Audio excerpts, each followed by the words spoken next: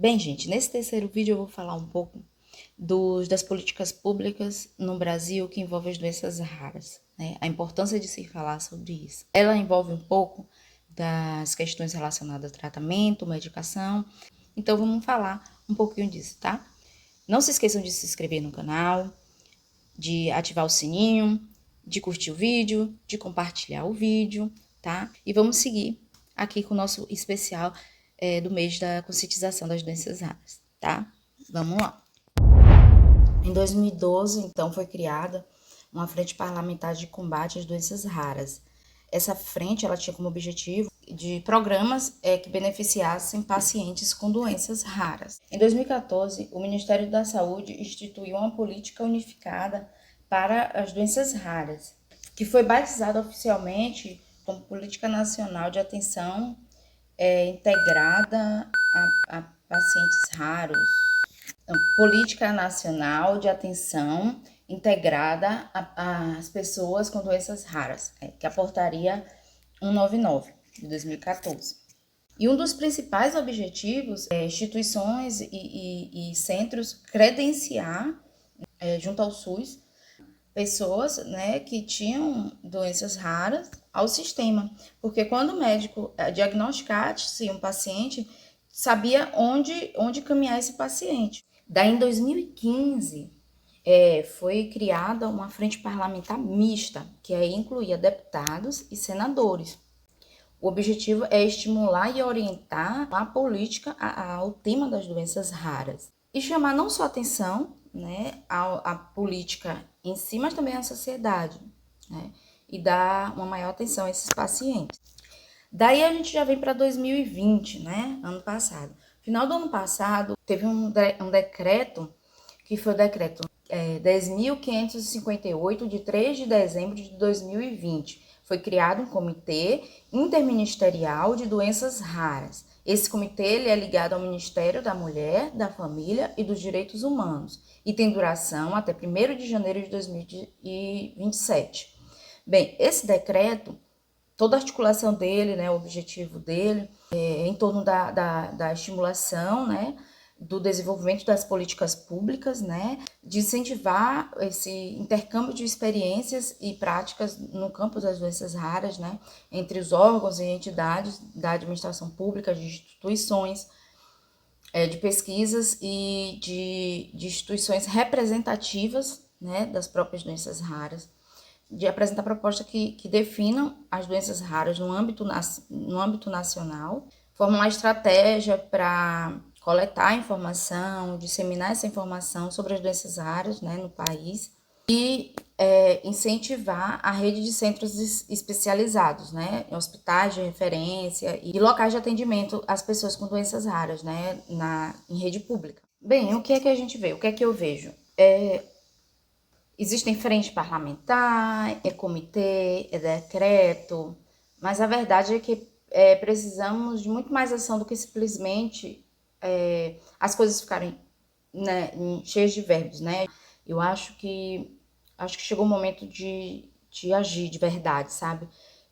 Eu não estou falando que é ruim o que já se teve. É uma luta que foi conseguida e que é importantíssimo. Aí o que é que acontece? Essa questão do tratamento no SUS leva em consideração o custo-efetividade. O que é isso, custo-efetividade? O custo, né, que é o dinheiro, e o quão efetivo é esse tratamento.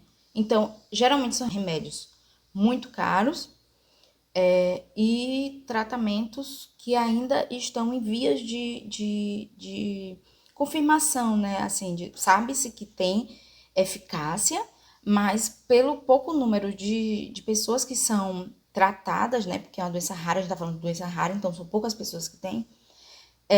Essa efetividade, ela não é considerada. Então, esses protocolos para esses medicamentos de doenças raras, eles deveriam ser diferenciados no governo e diferenciados também na Anvisa, né? A Anvisa, né, que é a Agência Nacional de Vigilância Sanitária, ela chega a demorar mais de um ano para liberar esses medicamentos. E que a Anvisa é um órgão de responsabilidade assim máxima, sabe? Que se tem um carimbo da Anvisa, a gente pode confiar, sabe? Eu tenho o maior respeito à Anvisa. Porém, a Anvisa deveria, ao meu ver, deveria ter legislações, não sei como é que eu chamo isso, diferenciada a questões de doenças raras. Um exemplo, como a vacina agora, né, da Covid-19, né? Então, que ela quebra alguns protocolos, fazem diferenciação, né? Para a questão de vacina definitiva e emergencial, de uso emergencial. Esses medicamentos, eles costumam ter custos muito altos, né? Porque fazem parte de tratamentos para doenças raras. Então, não tem tanta pesquisa, né? Diferente da Covid, por exemplo. Foi o mundo todo, muitas pessoas, então vai ter muito mais pesquisa, por isso que as coisas andam muito mais rápidas. E quando você fala de doenças raras, as pesquisas elas caminham mais lentamente, entende? Então, tudo vai ter um custo mais alto. E é o que acontece também com centros de referências. Você tem um pequeno número, né, de centros de referência com doenças raras aqui no país, né? Poderia ter centros unificados de doenças raras nas capitais, em todas as capitais, pelo menos. E nesses centros, você encontraria, o raro encontraria encaminhamentos do centro específico para a sua doença. E se não tiver, você encontra um caminho de onde ir, para onde ir, porque é como eu falei no vídeo anterior, né, sobre diagnóstico. Porque às vezes demora muito e às vezes é por falta de ter um profissional que entenda todo aquele processo seu, né? Então, o centro de referência é muito importante. Bem, eu vou dar dois exemplos que eu tenho propriedade para falar, porque eu vejo de perto, eu estou lidando com isso mais próximo, né? Que é com a linfangiomatosa. Então, eu vou dar exemplo de medicamento e vou dar um exemplo de centros de referência, tá? O que é que acontece com a linfangiomatosa? Vou dar primeiro exemplo em relação ao diagnóstico, né? Aos centros de referência, tá? Das 27 capitais que a gente tem no país, só temos centro de referência em 9.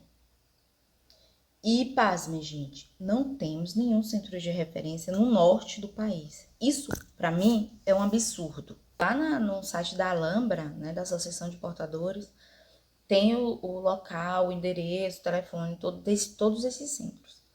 Então, a gente tem esses 9 centros. Então, a gente vê a necessidade da ampliação desses centros, sabe, gente? Que são muitos pacientes relatam essa dificuldade de se encaminhar até um centro desses. Como eu falei, na região do norte tem as pacientes que estão lá no norte que não tem centro de referência, né?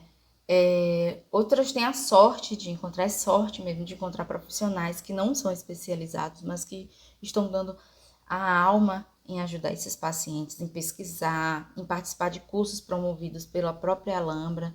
Então, a gente precisa, sabe, ampliar esse centro de tratamento, pelo menos para todas as capitais do país. Isso é importante. Outro exemplo que a gente tem é em relação à medicação, né, de tratamento da linfangiomatosa, que é o sirolimo. O sirolimo, ele o remédio para tratamento, né, ele foi aprovado em setembro de 2017 aqui no Brasil. E em 2019, o STF, né, ele decidiu que os pacientes com LAN, elas poderiam entrar com pedido pelo SUS, né? Mas aí, cada caso tinha que ser analisado. E desde 2020 que a gente tá, no ano passado, que a gente tá num processo bacana, que entrou na Conitec, né, abriu uma consulta pública para incluir o sirolimo na dispensação pelo SUS, né? E aí deu certo. A gente está nesse processo de liberação. Em 8 de julho recomendou essa ampliação, portanto, 8 de julho de 2020. E em agosto saiu no Diário Oficial. E agora esse processo está em vias de finalização de todo o protocolo de utilização, de recomendação, e está em vias de finalização para entrar realmente no SUS. E isso é muito bom, isso é muito importante para nós. Então é isso. Acho que era isso que eu queria falar. Eu queria falar sobre as políticas públicas no Brasil. Eu queria falar da importância, portanto, de se investir, né, em medicamentos, em centros de tratamentos para doenças raras. E falar que, próximo vídeo eu vou tentar fazer um link desses 3 vídeos. Falar um pouco desse processo de lidar com os erros de médicos, essas falácias da internet, os olhares, falar de viver, que a gente vive, tá? Então é isso. Até o próximo e último vídeo, tá? Como eu digo, né? Precisamos ser vistos para sermos lembrados e que, apesar de raros, nós existimos e resistimos. E como eu vou falar no próximo vídeo, né? Estamos vivendo, tá? Um beijo e até mais, gente. Até o próximo e último vídeo. Beijo. É esse meu desejo que fica. Investir em ciência.